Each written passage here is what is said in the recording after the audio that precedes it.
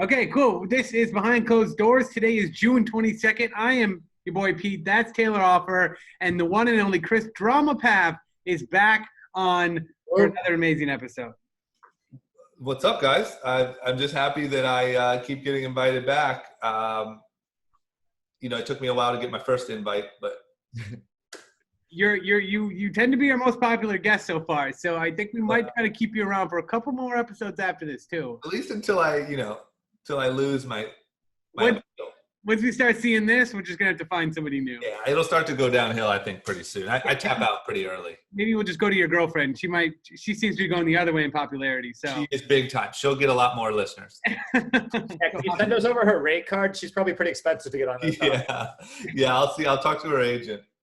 Thank you. Yeah, we'll let Deke take care of that bill too. Yeah, add it to the list. Yeah. So this is Behind Closed Doors. If you guys haven't been here before, this is for all things behind group chat and everything we're doing here at Melrose Street Journal. We've been doing this for quite a few weeks now. Drama, what are your thoughts about this? Have you been watching? Have you not been watching?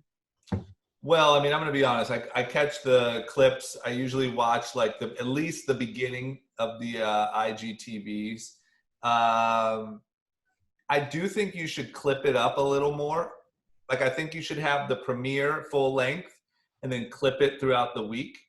Because I've gotten a lot of love about our clips. There's a lot of people that consume our podcast only via the clips. I have so many friends. They're like, I love group chat podcasts. I was like, oh, you listen to the pod? They're like, no, I watch the clips on Instagram. Yeah. So I think you guys should clip it up because it'll also help with our impressions. But yeah, I catch it where I can. I usually look at what topics you're talking about and try to skim through. You look out for your name when we're talking smack? Yeah, I do a quick. Yeah, I hear if I have coronavirus this week or not. Okay, cool. Moving into some big topics right away. First, do you guys see what happened with Bubba Wallace and the NASCAR thing? You know what? I saw it actually courtesy of the group chat Instagram page. So that's great journalism. It was all me. Yeah, good work. I saw him with the American mask on. I saw him and the whole gang walking out. I mean, yeah, what a moment, man. What a great guy. Yeah, I think something for that for NASCAR is really big. I know we try not to talk a lot about news on here and leave that to group chat, but I think something like this was so massive, especially for something like NASCAR that is, I would say, in my own opinion, there's a lot of racism involved in their sport. It's called a hotbed. Right, yeah, that's a good word for it. But for them to take this stand and for all the racists to do that and walk them, I just thought that was huge. Did you say for all the racists to walk? No, the racers. Oh. Got it. Just because I'm wearing a red hat, that's not actually MAGA. Yeah, that's in case anybody gets confused. Just start to get a little weird on your word choice. Yeah, no, I thought it was huge. I thought, and I'm sure we'll talk about it tomorrow on group chat, but just that imagery was really good, man. And the American mask. Yeah, that mask on him is huge. Yeah, but what did he share? He shared he shared a message or something? Oh, no, he said that somebody put a noose. Right. The big story was that there was a noose found in his in their stall. Yeah. And it was an area that only security or players can get into. It was a very secure area of his locker. It's not like it was hanging outside on the fence from a rent. It was someone internal. Yeah, right. I'm sure there's a lot of staff that might have some extra bed sheets at home, if you know what I'm talking about. Oh, jeez. Sure. Well, I'm surprised they don't have cameras or something. And then what is the person's punishment? Well, they said they launched an internal investigation and they're really looking into it. We'll see what cameras can show and what they actually find out. But I mean, you're telling me at that big of an organization, you can just walk into one of your stars' stalls and you don't know who it was? You don't have freaking ring cam? Right. Jesus. Anyway, but good for him. I mean, look, I think that it's really cool and it's cool to talk about and fun to joke about. But I would imagine that if you were him, at home the night you decided to make that decision and stand for it, it probably feels super intimidating and scary. And I can't imagine having a noose put in my, you know what I mean? That level of pressure, good for him. Yeah. Because I would worry I would lose all my fans or whatever, in the world of NASCAR. But props to NASCAR for look, of all the people making the biggest news, and I know those other sports aren't playing right now, but the fact that it's NASCAR is pretty wild. Yeah, and I think that's what that's what could be possible with these sports coming back, is that these are getting this is massive attention. Yeah. Towards something like this. So it's like, what can happen even more, and to continue the conversation when NBA and the NFL opens back up and MLB, like this is going to be on a national stage every single night of the week. Yeah, if I was LeBron, I'd be like, shit, how am I going to outdo Bubba, you know? Yeah. For real. Yeah, no, that's great. I'm excited to see it. I think as all this stuff rolls out, look, I think everyone's been like pent up. Can't wait anyway. The excitement's going to be through the roof if we even make it to that point, because I'm convinced that the NBA won't start. But the point is, inside source, NBA is going to start. Yeah, who is source? There's Onan, right? No, well, Onan had one source, and then I had a guy message in today. It was like, oh, my buddy's a manager for so and so. They might have played 90% of the season, but if they don't finish it out, they have to pay that money back. Like, they essentially have to give it back. And they're like, they don't want to do that. The guy's like, the season will resume. Yeah, I just have a feeling we're going to get down to it, and someone's going to turn up with the Rona, and plans are going to get shut. Of course, they're going to try everything they can to make it happen, but until, I'd say, mid-July, we don't know. But anyway, the point is, I do think the excitement will be at an all-time high. I think a lot of people have pent-up things that they've been wanting to talk about. And look, these guys are entertainers. Like, I think they'll be back on their platform, back in front of cameras, and we'll get some good stuff. We need it. Fingers crossed. Drama, what do you got going on in your life? Can we get a quick life update? Is there anything new? You're still reckless as usual. Is there anything new with you? Reckless as usual, like we talked about. I think the new thing that's I spend a lot of my time on is the hats that we're wearing. The We're Not Really Strangers brand. And when is this all dropping? Yeah, can you talk about this brand a little bit for people here that don't know about it? Sure. So the brand was started by my girlfriend, developed over a lot of years.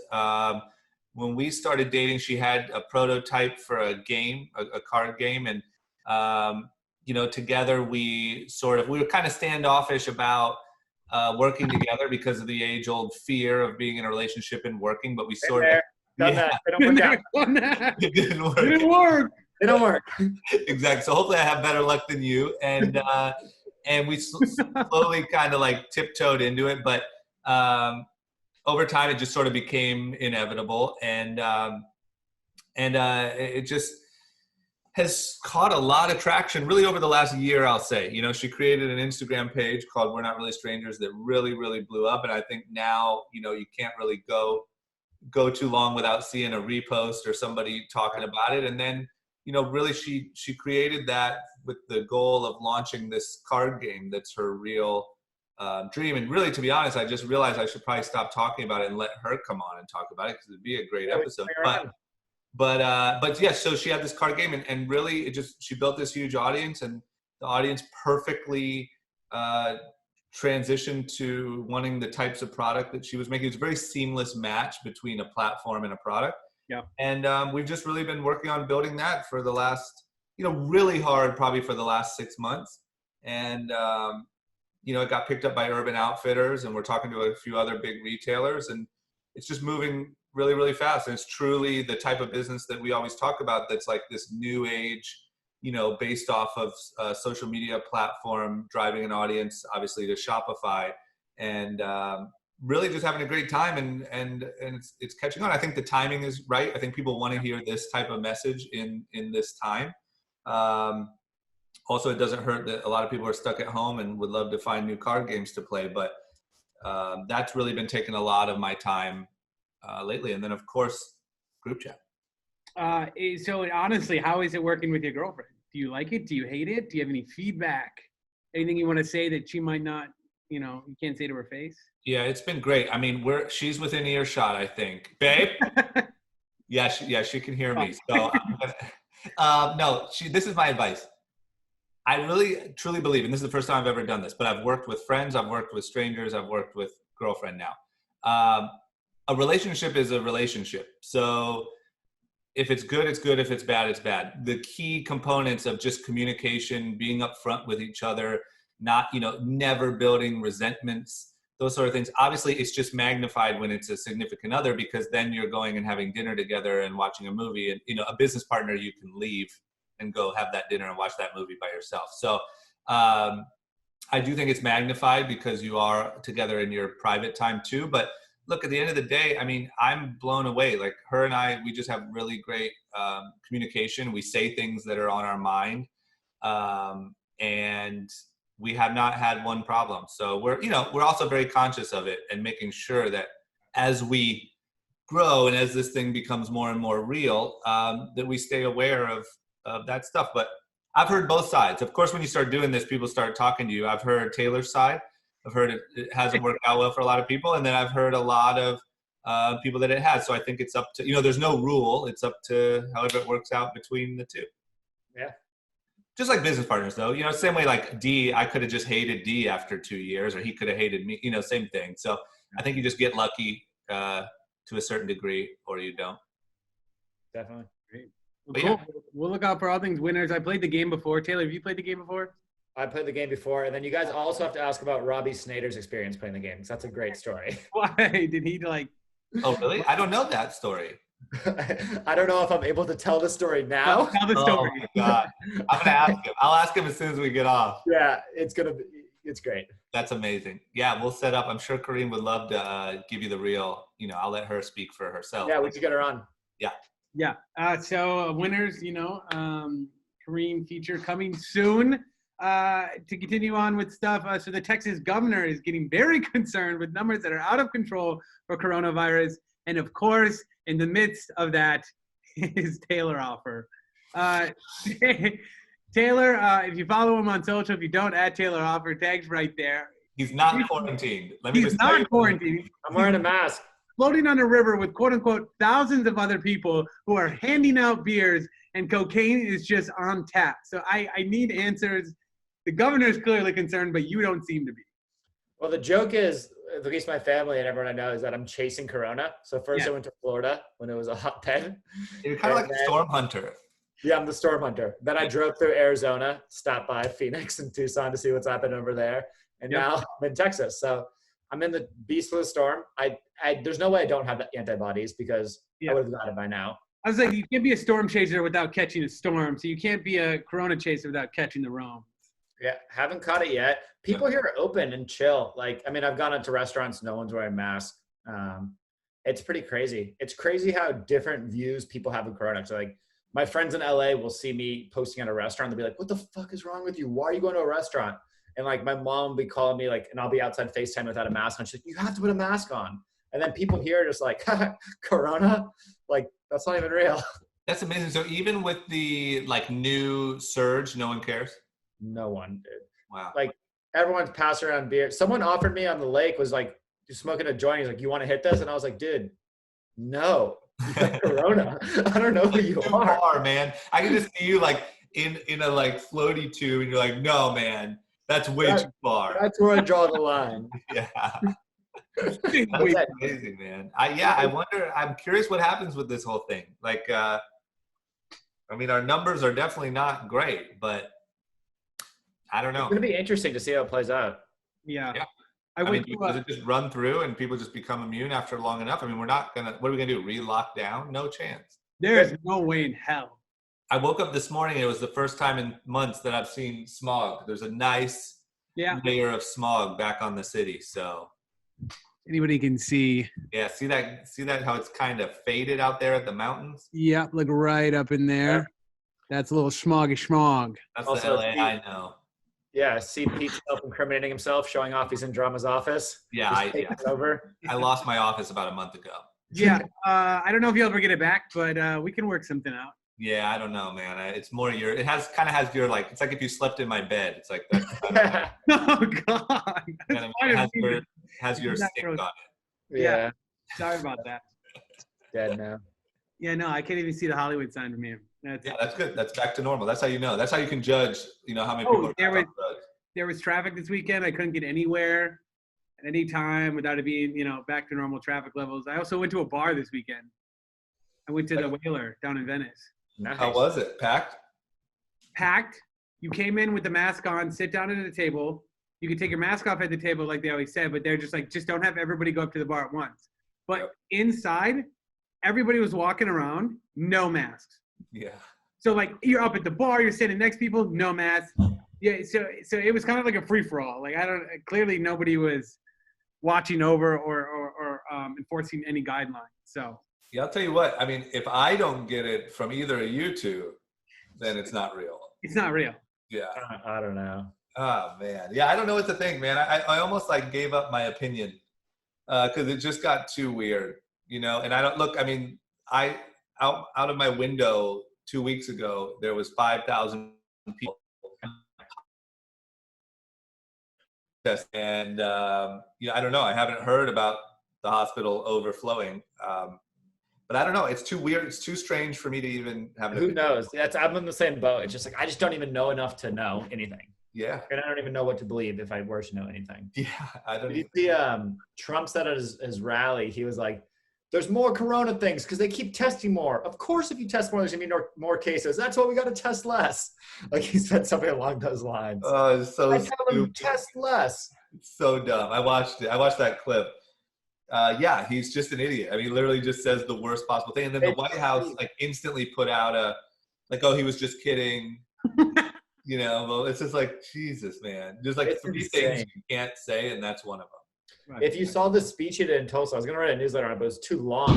He spent 15 minutes talking about, in the speech in Tulsa, when we have Black Lives Matter going on, Corona going on, he spent 15 minutes of his speech talking about walking down a ramp. Yep. And I don't know if you guys saw these clips. Yep. He was explaining why he wasn't able to walk down this ramp. It was the funniest thing ever. I encourage everyone to go watch it. I mean, the fact that what? From the clip that went viral of him like walking down that. Exactly. So he spent 15 minutes defending himself, saying he's not in bad shape. And it was because his shoes were leather bound at the bottom and it was slippery. And then the guy took a sip of water to prove that he can take a sip of water unassisted, and the crowd roaringly cheered. Nuts. It's amazing. I mean, what in the hell? It's the craziest. Then he threw the water away. Did you see that? Yeah, he just threw the cup. Do it, oh, and then just threw it like dropped the mic type of shit, and it was I like loved it. Ah. They ate it up. I mean, at this point, if you're left, like you're one of the remaining people that during Corona are showing up to that rally, you are in a cult now. It's crazy. If this was an episode of Black Mirror, we would have said this isn't real, and it's not. It's too fake. Yeah, if 5 years ago you would have said Donald Trump would be navigating us through a global pandemic and a social justice issue, yeah, no chance I would believe that. And everyone would be locked down, and there's a deadly pandemic going around where you couldn't go outside without wearing a mask. No chance. No chance. Yeah, it's wild. But here's Here we are. Here we are. There's nothing else we can do about it. Yeah, that's really it. What about Rob and Pete? So we had. We didn't forget. This momentum died down a little bit. I haven't forgot. Taylor hasn't forgot. A lot of my friends haven't forgot. People keep hitting us up about it. Right. So no. Don't worry. I think we're going to need some push on your end since we don't have direct contacts with Rob. I mean, we're boys on LinkedIn now. I can hit him up. That's true. Maybe you try LinkedIn first and see if we get a response. If not, we'll have a drama push maybe. No, I'll call him right after this. I'll see. I'll get some date and time. Try to FaceTime him right now. Why don't we just bring him on? Oh man. I'd be like, hey, why don't we Let's get a live FaceTime? I know. I'm tempted to, but I wouldn't want to I want him to be prepared for what you deserve. Like I'm so excited just as sort of an onlooker. Sure. I don't want to get part of what we could get. Yeah. I want that. But Pete said he's been digging too. Pete's coming with some dirt, he says. That's fine. I have no can't be swayed on where my bet would go here. Yeah. Yours and a lot of other people's as well. Everyone's. I've been people have been asking me for I want to be live. They want a live audience right back here. They're like, we want to watch you get absolutely torn. Oh yeah, if there could be some sort of live showdown, we could probably sell, even during Corona, we could probably sell out a pretty big venue. we could probably outsell Trump at this point. Even if people didn't know who you were, they'd probably just pay to come see Rob roast a guy. Yeah, that's so good. We should do one of those Comedy Central style roast of Pete, where we all just get up there one by one and roast Pete. Oh yeah, that'd be great. Peppermint once this all opens back up. Yep. I'd sign me up. Yeah. We need to do one right now on Twitch. We just kind of everybody takes their turn. Sure. Yeah. Whatever you want to go, I'll show up. Yeah, let's set up the roast. Well, after Rob does it, sounds like we have a whole party of roasters to come my way. I don't know how I got in this position after calling one guy scheming, but hey man, you walked into it. Listen. Yeah. That's how I felt for probably, from 19 to age 25. Yeah. That's what happens. If this lasts that long, fuck my life. I was like, what? I just walked into this? Not like, see, if I come out half as good as that, then we're good. We're fine. There you go. Yeah, it worked for me. It paid off in the long run. Taylor, do you have anything else? Drama, do you have anything else? Did you guys asking about short story long? Oh yeah, that's what I'm talking about. People, one of the most popular Fan Love Friday question I get from the newsletter is what happened to Short Story Long? When's Drama dropping an episode? Before we answer that, I want to give you props for being early on the podcast game. So when did you start this podcast? Oh man, I don't even remember. It's about 3 years. Okay, yeah, 3. So like 2017? 2017, I think. I think it was like August of 2017. I'd have to really look, but and no one was really podcasting then, right? No, not really. I think I'm trying to think of who I was like inspired by. I feel like Gary Vee was obviously he was early on it himself. Yeah, he was more like the YouTube thing. I mean, I don't think I was really even listening to Joe Rogan back then. Who knows? Maybe it was like Tim Ferriss or something like that. But no, I just thought for me, I thought it was a cool way. Like I knew I had a bit of an audience left, and I knew that I do enjoy just like making content and putting it out and seeing how people react. Yeah. And I wanted to kind of find something that would like, I also spent a lot of years doing content that had nothing to do with like what I enjoyed, like we were just like messing around on TV. So I wanted to try to like find out what that was and like find my sort of voice. And I knew that podcasting you could just do whatever the hell you wanted. And so it seemed like a good place to like kind of be able to figure it out, you know? I think right after like MTV days, a lot of people would come to me and like with like TV show ideas, and there was always these like perfectly packaged things. And like, I wasn't really in a rush to do TV or anything like that anymore. I wanted something that I could just sort of try, obviously like the vlogging influencer life wasn't for me. So that felt like something that I could really try to like figure out who I was. And who is your favorite guest? Because you've had some cool ones. Yeah, I have a lot, to be honest. I hate that answer, but like Robert Greene was one of my favorites just because like, I don't think there's any circumstance ever in life that I would be able to have like one-on-one conversations with Robert Greene other than that. And now we like go get sushi together and stuff. And like, he's my buddy. I think even being able to sit and chat with like Kyrie Irving was really cool. And then you want to know how like a crazy one, to be honest, is the one that I did with Big Black, to be honest, because I spent so much time with him. He was like an uncle to me from when I moved here at 18, for a decade. But like, there were a lot of things that you just sort of knew about him. Like I knew he dealt with a lot of like racism and stuff early in his life, but I never, it's just not the type of thing that you usually sit down with your friend and say, hey, what happened there? And so, I got that. And then obviously, unfortunately, he passed away not long after. And so I really like cherished that as a moment that I really got to have that conversation that I otherwise never would have had. So it's more that for me, it's more about like conversations that I otherwise never would have had, or things that like when I was driving home afterwards really made me like just think like, oh man, that was a crazy new perspective, Right. Makes sense. And now the next question from the people: when and is it coming back? Yeah, so it is coming back. My first interview is scheduled for, I believe it's like June or July 8th, I think.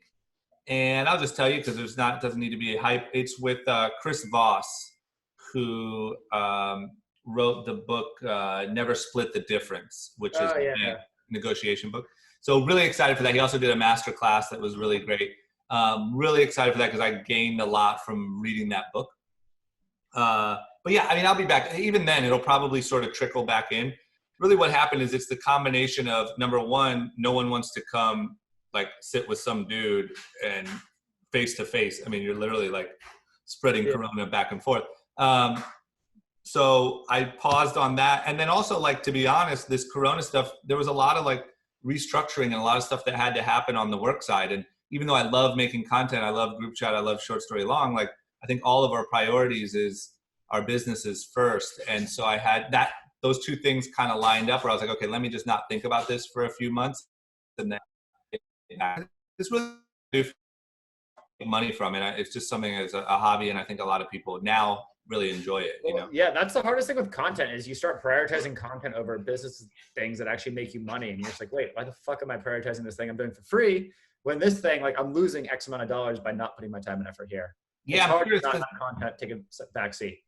Totally. And I'm curious because I don't, look, we'll probably never get the data on it, but I think that like the whole Gary Vee train and all this stuff is actually going to derail a lot of people. Like, I think it's, Pause. 1 second. This is their first argument working together. Shut that shit off. All right, Pete, anything you want to say about drama while I was gone? Yeah, fuck that dude. He always is talking shit about. Just pause for 2 seconds. That's my washing machine won't drain. Where were we? Content taking a backseat to business. Yep. So that's the thing that I think I'm curious to see, and we'll probably never know for sure, but like the whole Gary Vee and like that whole crowd of like content, like you don't have a business if you don't have content, you blah, blah, blah. Look, I think that like that's only one side of the message. And I think some people like Gary Vee is absolutely gifted at content and at communicating. He's the ultimate content juggernaut. Yeah, and I don't think, I mean, that's not very common. You know, like most people aren't that good at it. Right. And I think that there's a lot of people that will miss their opportunity to actually start a business because they're too busy focused on looking like they're starting a business and like teaching other people how to start a business. And I also think there's people that will miss their, like their business will sort of fall apart or not become what it could have been because they were too worried on being out front. So I think content is unless you have the gift, I think content is a nice bonus. I do think it's a really valuable like marketing, you know, everyone should look into it, but it's definitely not, you know, priority.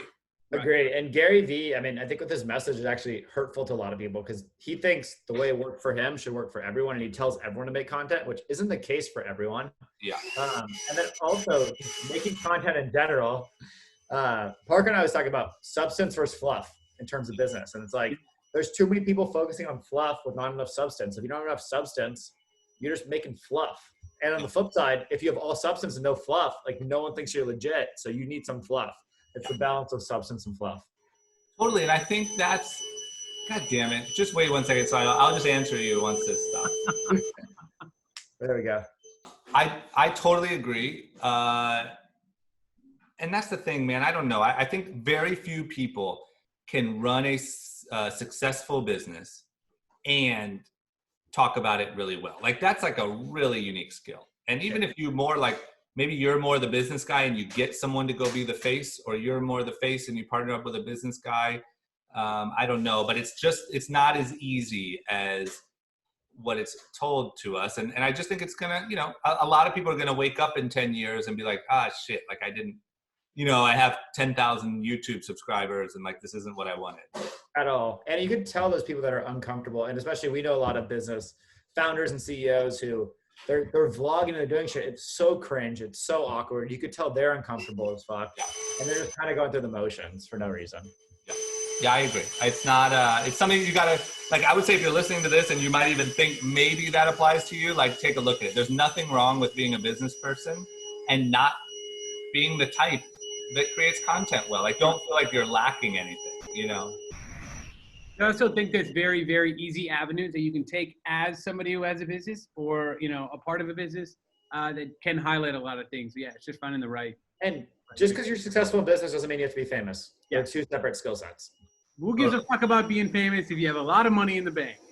Yeah, well, yeah, that's for sure. And look, if you can do both, more power to you. But I definitely don't think you have to. Let me just say this. For me, I care more about financially being okay, being able to take care of my family, being able to, you know, all that stuff. That's what I like. I've experienced being kind of famous and like, look, it's fun for a little bit, but it's not, it's very, there's nothing to it. If you're not also getting financially successful and taking care of yourself from it. You know what I mean? Just being famous alone doesn't last very long. So yeah, if you can't monetize it, I mean, there's so many influencers I know with like, you know, hundreds of thousands, if not millions of followers that make no money. Yeah. And they're slaves to their content and they're working their asses off for no money.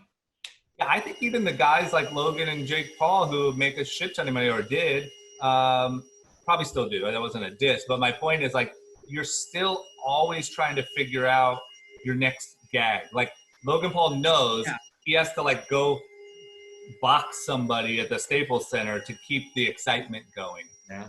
And I'm not envious of that.